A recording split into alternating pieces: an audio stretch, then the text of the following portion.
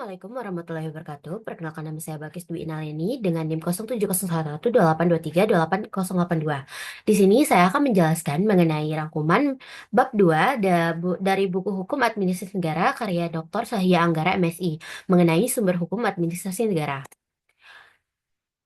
Baiklah, langsung saja kepada pendahuluan. Bab 2 dari buku Hukum Administrasi Negara karya Dr. Sahya Anggara MSI ini berfokus pada sumber hukum administrasi negara. Dalam bab ini, penulis menjelaskan berbagai aspek yang berkaitan dengan sumber hukum yang menjadi landasan bagi pelaksanaan hukum administrasi di Indonesia.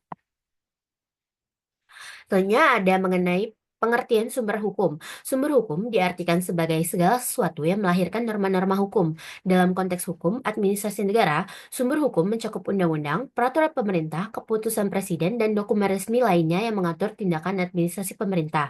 Penulis menekankan bahwa pemahaman tentang sumber hukum sangat penting untuk menegakkan kepastian dan keadilan dalam administrasi publik.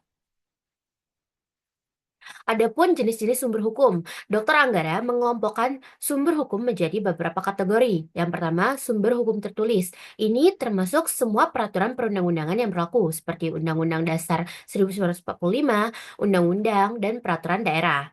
Yang kedua, sumber hukum tidak tertulis. Ini mencakup kebiasaan dan praktik yang telah berkembang dalam masyarakat dan diakui sebagai norma hukum. Dan yang ketiga atau yang terakhir, sumber hukum jurisprudensi, yaitu keputusan-keputusan pengadilan yang menjadi rujukan dalam penyelesaian kasus-kasus serupa di masa depan.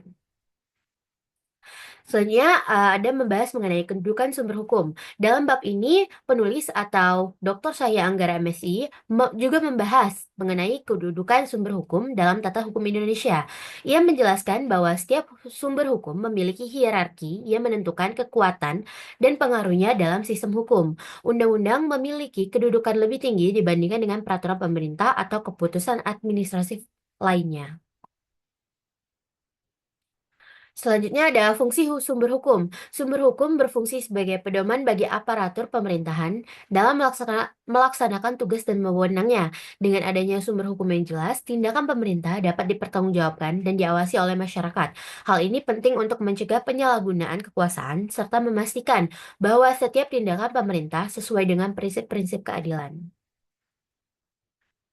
Baiklah, yang terakhir adalah kesimpulan. Dari yang saya dapat, bab 2 dari buku ini tuh memberikan pemahaman yang komprehensif tentang pentingnya sumber hukum dalam hukum administrasi negara. Dr. Sahya Anggara berhasil menjelaskan bagaimana sumber-sumber tersebut berperan dalam mendukung pelaksanaan administrasi publik yang baik dan akuntabel. Membaca diharapkan dapat memahami kompleksitas hubungan antara berbagai sumber hukum dan penerapannya dalam konteks pemerintahan di Indonesia, sehingga dapat berkontribusi pada terciptanya administrasi negara yang lebih efektif dan transparan. Baiklah, itu saja yang dapat saya jelaskan mengenai ringkasan dari bab 2 buku Hukum Administrasi Negara karya Dr. Yahya Anggara MSI. Apabila ada salah kata dan kekurangan, saya mohon maaf. Kepada Allah saya mohon ampun. Saya akhiri. Wassalamualaikum warahmatullahi wabarakatuh.